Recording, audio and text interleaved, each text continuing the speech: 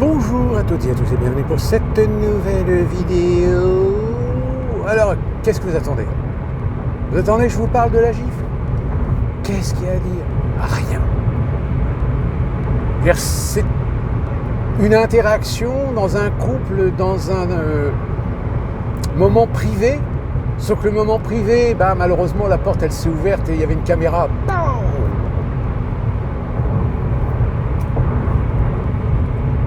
Alors, rendez-vous compte que les médias ont fait des pataquès sur cette image. Alors, oui, j'entends bien que c'est une image qui va faire le tour du monde, qu'il y en a qui vont se moquer, qui vont se foutre de la gueule de Macron parce qu'il se prend une baffe de la part de Brigitte. Mais je veux dire, le problème, c'est qu'on ne connaît pas le contexte. Est-ce que c'était un geste de la main de Brigitte pour faire taire Macron parce que Macron était en train de dire une connerie? Ou elle était en train de faire une plaisanterie de mauvais goût? On n'en sait rien. Et encore une fois de plus, ça met sur la table ce problème d'une image dont il manque des informations, dont il manque des données, dont il manque un contexte, mais que certains s'amusent à retranscrire à leur sauce. Ça rejoint un petit peu ces fameux mains levées en disant « Regardez, il fait un salut hitlérien ». On est descendu bien bas quand même en matière de com. Alors, en revanche, là où ça commence à merder un peu, il y a un livre sur Joe Biden qui est sorti récemment et qui explique quelque chose. En gros, que finalement, quand il a été élu en 2020, déjà on savait que ça tournait pas rond. Et que malheureusement, ça s'est aggravé. Moi, je vous le rappelle, le jour où il a fait cette interview et que c'était en 2022, et que tout d'un coup il s'est dit oui, mais en fait j'ai l'intention de me présenter pour un second mandat, alors que c'était pas du tout ce qui était prévu.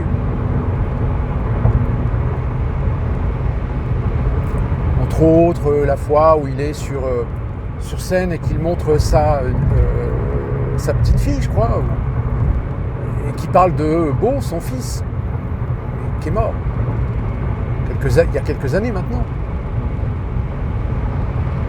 Et même cette image dramatique, que moi je trouve dramatique, où vous avez une sorte de petite fête à la Maison Blanche, etc. Et il se trouve qu'il y a Obama.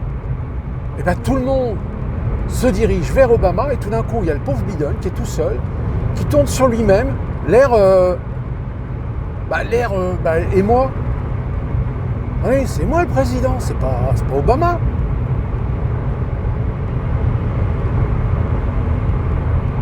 Donc, malheureusement, oui, ça remet sur la table le fait que, pour essayer d'éviter, d'empêcher une personnalité d'être élue, on a placé en face quelqu'un qui a juste eu l'intérêt de faire valoir l'émotionnel parce qu'il était le vice-président de Barack Obama, que c'était peut-être certainement un mec très sympathique au demeurant, avec une carrière politique non négligeable, mais voilà, trop vieux.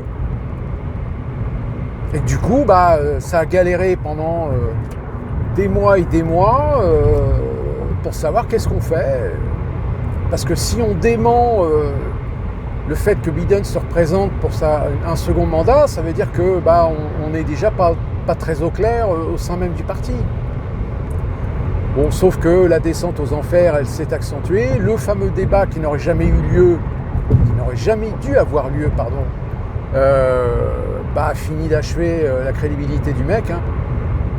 Et c'est Pelosi qui a été convaincre Jill Biden, donc la femme de Joe Biden, de laisser tomber. Parce que là, c'est même pas la peine. Ça ne tiendra pas. C'est pas crédible. Alors que Jill Biden... Elle voulait absolument qu'il aille au second mandat. Il fallait absolument empêcher Donald Trump de reprendre le pouvoir.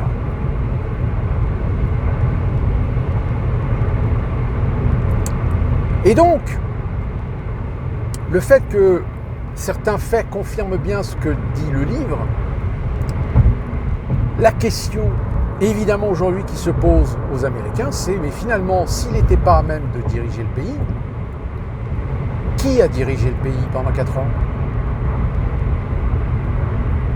Oups. État profond. Obama, avec ses agents placés à des hautes fonctions et à qui il donnait directement ses ordres. Oups. Ah bah oui, là, ça coince. Alors ça coince aussi du côté de la Maison Blanche, parce que là, Donald Trump, avec les attaques russes dans les alentours de Kiev sur des zones civiles, bah, qu'est-ce que vous voulez que je vous dise? C'est la réponse à l'obtention par l'Ukraine de certains missiles à longue portée, surtout les missiles britanniques. Et donc Lavrov a dit très clairement, si jamais l'Ukraine fait usage de ces missiles contre le territoire russe, nous considérons que les co-belligérants nous déclarent la guerre.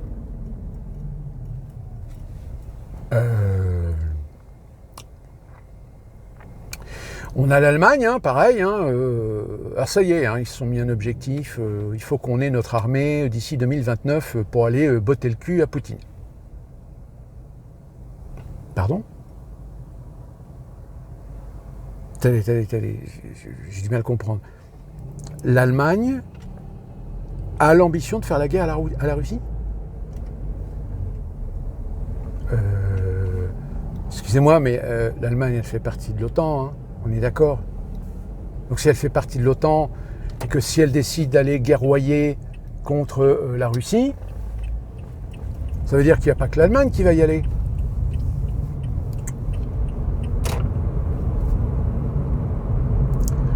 En fait, c'est un grand n'importe quoi. Hein. Tout ça pour sauver une idéologie, tout ça pour sauver l'idée que la Russie, c'est mauvais, Poutine, c'est un salaud, que les Russes, c'est des enfoirés. Donc ils sont prêts à quoi? Ils sont prêts à envoyer vos gamins de moins de 25 ans jouer à la guerre en Ukraine? Parce que ça les démange. Hein. Parce que pareil, hein, l'Allemagne, quand elle veut se reconstruire une armée, mais elle va reconstruire une armée avec quoi? Parce que s'il n'y a pas suffisamment d'Allemands qui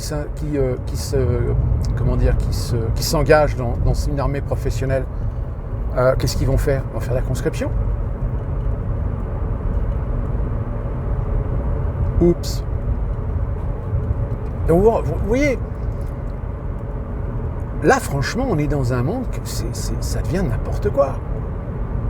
Entre Donald Trump qui commence à se rendre compte que finalement d'un côté Poutine ne lâchera jamais la Crimée et l'Ukraine, et Zelensky avec l'Europe derrière qui, on va être très clair, hein, c'est l'Europe qui a sabordé les pourparlers, hein, parce qu'ils ont dit à Zelensky surtout, hein, hors de question que tu cèdes l'Ukraine que tu cèdes la Crimée et le Donbass, hein, il faut absolument récupérer ces territoires-là. Hein. C'est la souveraineté de l'Ukraine, hein, qui est en jeu. Donc en gros, on est revenu à la case départ. Et à la case départ, ça veut dire que l'armée ukrainienne n'aura pas suffisamment d'hommes. Il y a un moment donné où tous les Ukrainiens, les jeunes Ukrainiens qui sont mobilisables, ils vont se barrer à l'étranger. Parce qu'ils ne vont pas vouloir aller faire la guerre. Hein. Vous savez, c'est comme nos jeunes pro-palestiniens ou jeunes pro-ukrainiens, etc. Bah oui, dans ton petit pays occidental pacifié, etc., c'est sympa hein, de manifester, etc. Mais si tu veux aller au bout de tes convictions, bah vas-y. Vas-y là-bas. Je sais pas, fais comme les Américains, les Britanniques, les Français, qui, par conviction, sont allés se battre aux côtés des antifascistes espagnols pendant la guerre civile. Il faut assumer. Alors il y en a qui ont assumé, hein. Il y en a qui sont allés s'engager dans les contingents internationaux en Ukraine, hein. Mais il y en a quand même pas mal qui sont revenus. Hein. Aujourd'hui, les unités internationales sont en grande partie constituées de gens qui sont en fait des mercenaires payés par des agents de sécurité privés. Payés évidemment par un ordre de mission, que ce soit américain, européen, français, britannique, allemand, de ce que vous voulez, hein, polonais. Donc si vous voulez, ça va être une boucherie, ça continue. Ça va être un Vietnam, hein, de toute façon. Parce que tant que Poutine reste sur sa position défensive, si jamais l'Ukraine décide d'envoyer des missiles, enfin, pas vraiment l'Ukraine, hein, c'est pas Zelensky, hein, c'est surtout les mecs de l'OTAN là qui disent oui, vas-y, c'est bon, t'inquiète, on te suit. Ouais, sauf que Poutine à un moment donné, il va dire ok, vous voulez jouer à ça? Là par contre, ça va peut-être le motiver à dire ok, peu importe les moyens, moi maintenant, j'envahis l'Ukraine. Total. Mais j'ai envie de dire, ça se trouve, les Occidentaux, c'est ce qu'ils veulent. Hein. Ils veulent peut-être pousser Poutine, justement, à la faute, à aller vouloir envahir l'intégralité de l'Ukraine. Bon, ce qui risque d'être compliqué, parce que déjà que militairement, on ne peut pas dire que l'armée russe, technologiquement, oui, mais j'ai envie de dire, l'armée russe, elle est un petit peu comme l'armée ukrainienne. C'est qu'il va y avoir un moment donné, il ne va pas y avoir assez d'hommes. Et puis, les technologies drones aujourd'hui changent complètement les règles du jeu. C'est-à-dire que toutes les armes, tous les chars qu'on a développés, etc., bah aujourd'hui, c'est devenu complètement obsolète. Mais encore une fois, le problème des drones, c'est qu'en effet, ça peut faire des dégâts. C'est que vous pouvez envoyer des bombes à distance.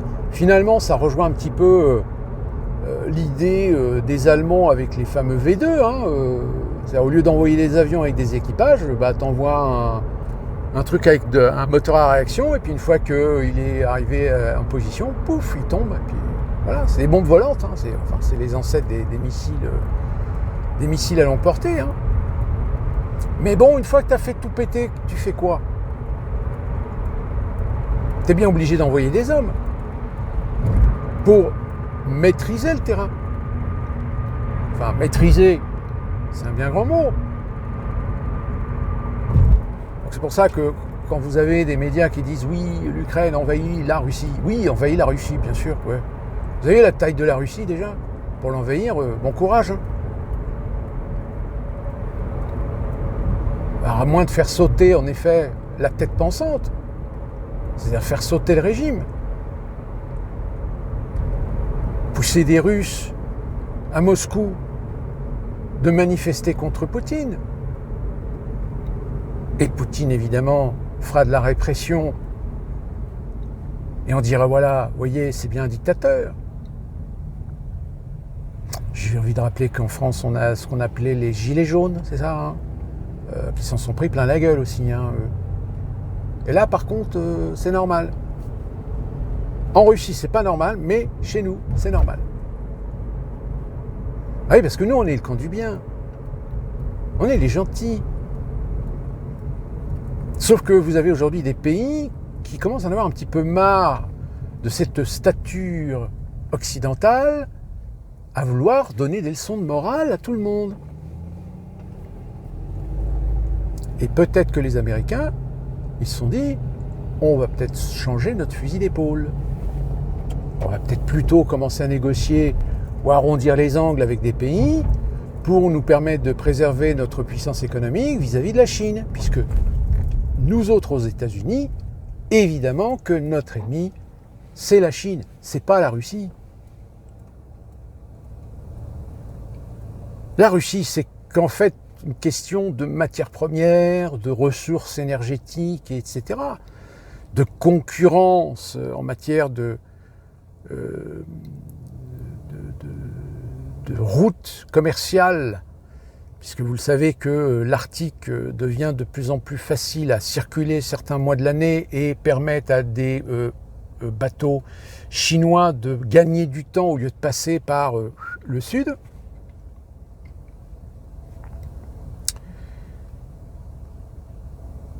Non, la Chine aujourd'hui, c'est c'est l'ambition de devenir un acteur économique incontournable et qui plus est la puissance économique par excellence. Détrôner les Américains. Et peut-être qu'ils y arriveront, hein, parce que malheureusement l'économie américaine aujourd'hui, c'est quoi? C'est pas beaucoup d'industrialisation. C'est surtout de la manufacture, mais de la manufacture fabriquée à l'étranger et ensuite revendue à l'exportation. D'où la raison pour laquelle en Europe, il y a certains produits qui ne sont pas forcément donnés parce que y a tellement d'intermédiaires. Sauf que les Chinois, il y a un moment donné, ils se sont dit, attendez, on fabrique les iPhones, ok? Les Américains récupèrent les iPhones et après, c'est eux qui les exportent en Europe et se font des brousoufs avec. Il y a un moment donné, les Chinois ils se sont dit, attendez, pourquoi est-ce qu'on ne fabriquerait pas nous-mêmes nos propres téléphones portables et qu'on les vend directement en Europe? Ah merde! Là, il faut savoir qu'actuellement, Donald Trump fait pression sur Apple pour que Apple refabrique ses téléphones aux États-Unis et non plus en Chine. Bon, le problème, c'est que je ne vois pas comment il va faire, quel levier il va pouvoir trouver pour satisfaire cette ambition. Mais malheureusement, j'ai l'impression que Trump, en ce moment, il est en train un petit peu de patauger.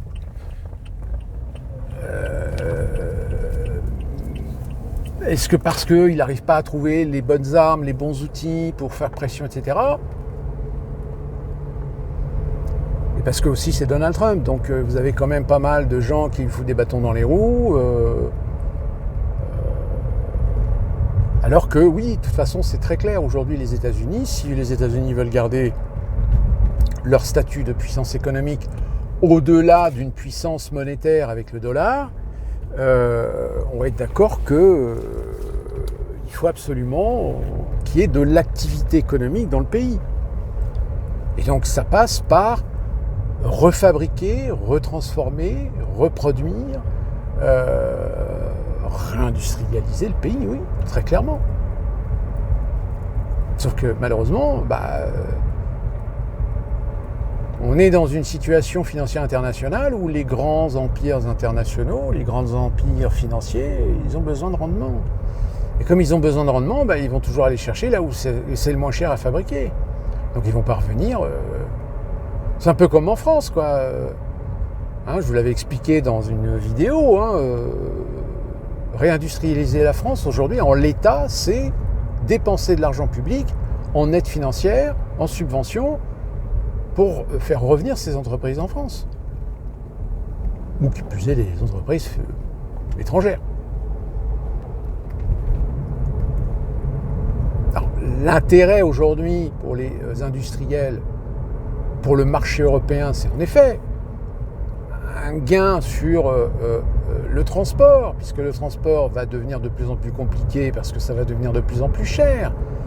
Donc à un moment donné, il faut faire le calcul, savoir est-ce qu'il n'est pas plus simple de faire fabriquer sur place et ensuite utiliser les réseaux de communication intérieurs à l'Europe plutôt que d'aller faire fabriquer à l'autre bout de la planète et faire transporter par des bateaux, des conteneurs, où c'est long, c'est fastidieux, puis en plus, vu la situation géopolitique, demain, vous pouvez avoir très bien le canal de Panama ou le canal de Suez qui risque de devenir inopérant.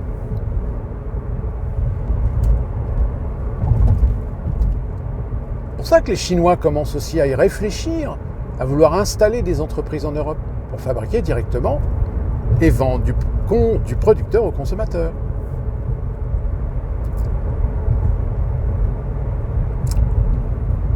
C'est pas simple. C'est pas simple parce que, en finalité, la finalité, c'est que on est toujours confronté au même problème, c'est le coût. Le coût de l'emploi, surtout en France, le coût de la main-d'œuvre, le coût de la matière première. Est-ce que le pays où on fait de l'industrie, est-ce que c'est plus facile et plus simple d'avoir des ressources plutôt que d'aller ouvrir des usines à Trifouille les deux églises où il va falloir de toute façon payer le transport des matières premières dans cette usine?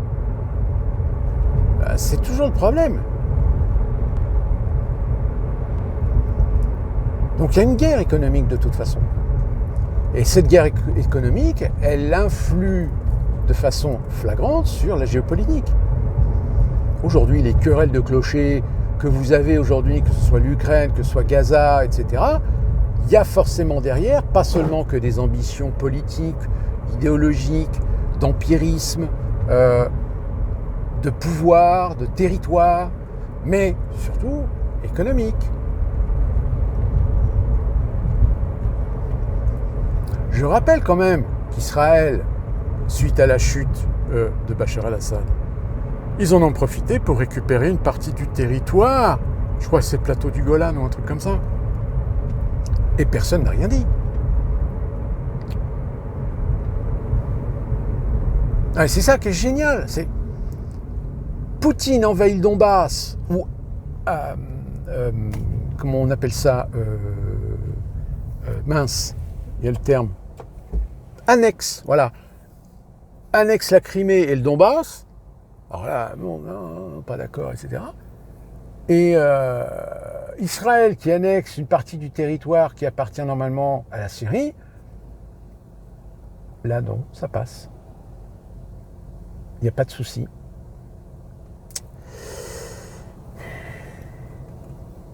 Si vous voulez, il y a un moment donné où l'opinion, quand elle est un peu curieuse, elle se rend compte que d'un côté on dit blanc et de l'autre on dit noir. D'un côté on fait de la morale et de l'autre on ferme les yeux. Ouais, c'est pas grave. Mais c'est normal, nous on a le droit de le faire, pas les autres. Ben non. Quand vous avez des relations souveraines entre différents pays, différents peuples, différentes cultures, différentes religions, il y a des codes, il y a des règles, il y a des normes, il y a des frontières, il y a des limites. Je veux dire, le problème que vous avez en France, nous on ne l'a pas ici aux États-Unis. Hein. Aux États-Unis, il y a une culture, il y a une société, il y a des lois, il y a un mode de fonctionnement, puis point barre. Il y a du communautarisme, chacun vit dans ses communautés, il ne vient pas faire chier l'autre parce que... alors qu'en France, je suis désolé, mais ce fameux rapport, là, c'est quand même énorme hein, qu'on fasse de l'amalgame en disant oui, rendez-vous compte, le rapport, c'est islamophobe, etc. Bah oui, parce qu'ils font l'amalgame avec les musulmans, alors que le rapport parle de l'idéologie de l'islamisme radical des frères musulmans. Mais eux, ils sont en train de vous baratiner en disant oui, rendez-vous compte, le rapport dit que tous les musulmans sont des frères musulmans, sont des radicaux, etc. Non, c'est pas ce que le rapport dit.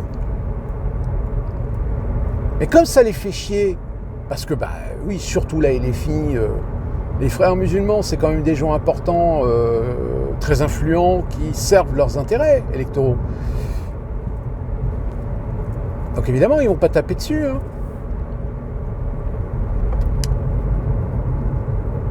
Mais bon, voilà, je veux dire, le problème du voile, le problème... je veux dire, la France, pays laïque, oui, mais dans ce cas-là, la laïcité, on l'applique. Point.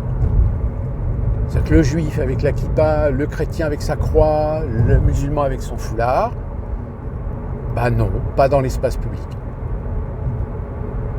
Sauf qu'évidemment, bah, si vous allez à Paris, hein, dans les quartiers... communautaire juif, bah, ça se balade avec la kippa. Pourtant, c'est de l'espace public. Ce quartier-là, rue des Rosiers, etc., hein, c'est pas... Moi, j'y suis... Mais c'est ça le problème. C'est que... Regardez les Chinois, par exemple. Les Chinois, là, qui sont dans le 18e à Paris. On sent bien que leur communauté est omniprésente. Alors, ils vendent leurs produits, ils ont leurs magasins, etc. Mais ils n'imposent pas. C'est-à-dire que le français, n'importe qui peut se balader dans ces quartiers-là. On ne va pas lui dire, bah non, t'as pas le droit de te balader comme ça ou comme ci. Attention, le voile, le machin, t'as pas le droit d'être en short. Non. Parce que les Chinois, ils savent qu'ils ne sont pas chez eux.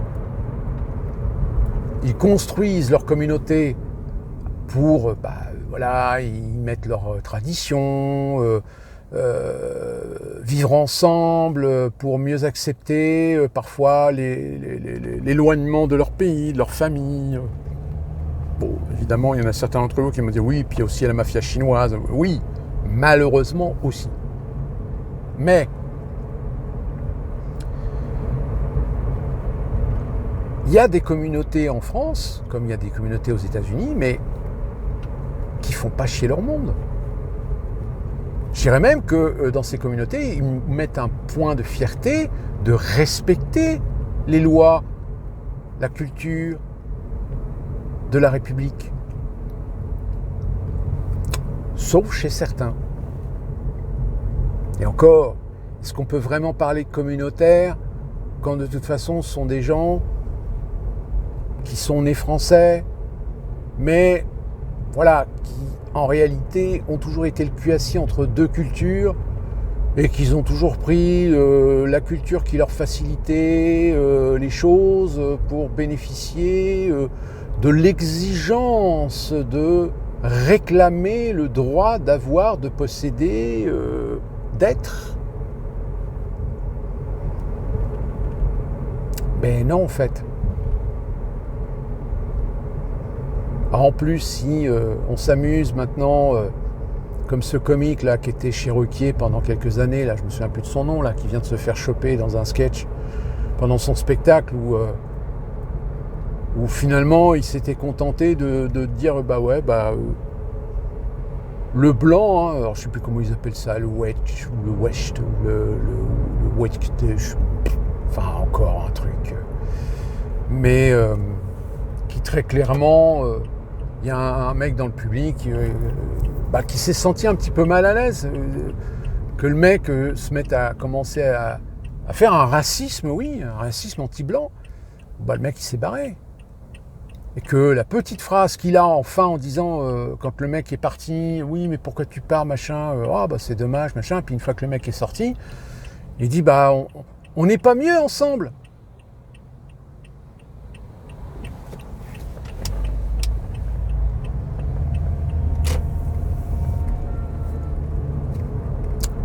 Donc, il y a un moment donné, si vous voulez, le communautarisme, quand il commence à vouloir s'imposer en contrariété avec la société du pays en question, de ses cultures, dans ses normes, dans ses traditions, et qu'il en arrive au point à vouloir détester, voire créer un racisme contre les gens de ce pays qui, eux, sont là depuis longtemps et ont une légitimité de l'être de par leur histoire. On le sait que cette volonté de certains gauchistes a absolument essayé de gommer l'histoire judéo-chrétienne de la France. Jusqu'à même te dire que oui, non, la culture judéo-chrétienne, ça ne veut rien dire. On est la République, laïque. Donc il n'y a pas de religion. Si, quand même un peu, quoi. Écoute, c'est simple. Si t'aimes pas la religion, le mois de mai, les jours fériés, toi, on va te faire travailler. Pourquoi tu bénéficierais des jours fériés, même de la Pentecôte, de l'Ascension, etc., puisque, apparemment, ça te dérange, la religion. Dans ce cas-là, toi, on va te faire travailler ces jours-là. Je suis logique ou pas ? Non mais, je veux dire, il y a un moment donné, faut arrêter d'être con. Sauf que malheureusement, comme disait Audiard, les cons, ça ose tout. C'est justement à ça qu'on les reconnaît. Mais j'ai envie de dire, quand on commence à voir des cons à la tête de certains pays, avec des responsabilités de ministère, avec des responsabilités diplomatiques, avec des responsabilités militaires, là j'ai envie de dire, on n'est pas dans la merde. Parce qu'il y en a un jour qui va faire une connerie monumentale et on ne pourra pas faire machine arrière.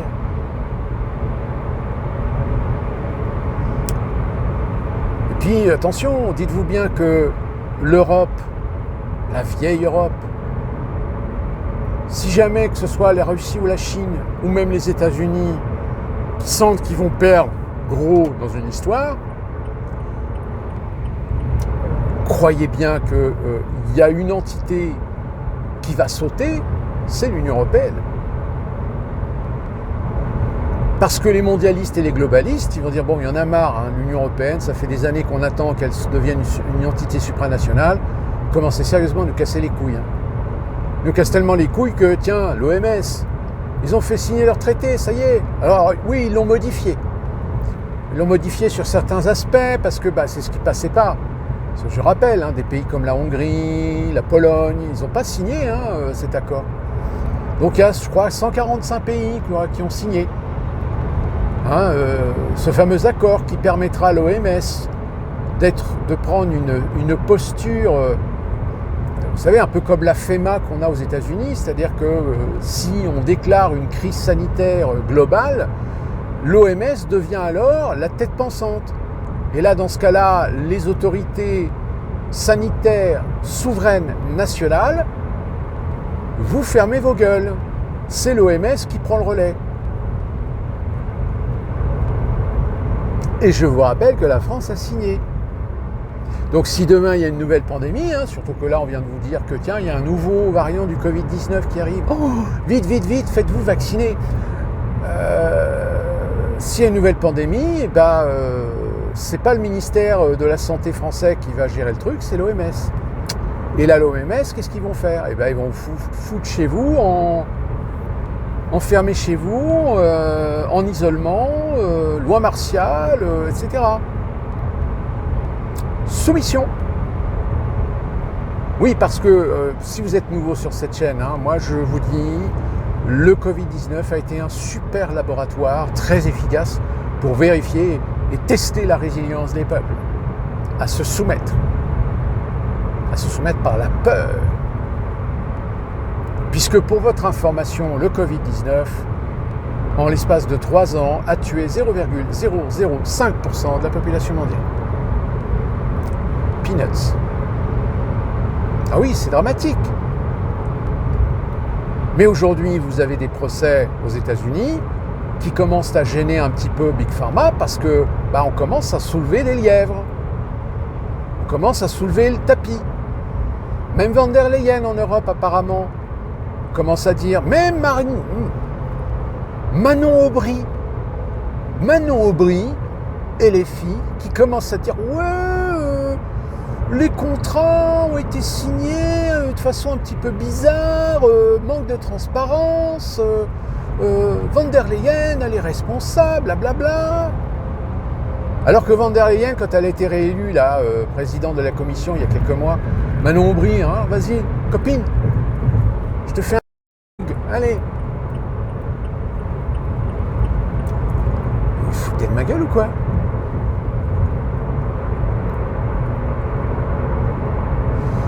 Enfin voilà, c'est un sacré bordel. Puis attendez, c'est pas fini. Parce qu'il y a encore de la merde sous le tapis. De la merde sous le tapis qu'on a planqué depuis 30 ou 40 ans. Et ça, quand ça commence à remonter à la surface, là, ça va faire mal. Mais on en reparlera. On verra ça ensemble. Et d'ici là, portez-vous bien, soyez prudents. Faites attention à l'information biaisée, aux propagandes. Et nous, on se retrouve très prochainement pour une nouvelle vidéo et bougez au petit mieux.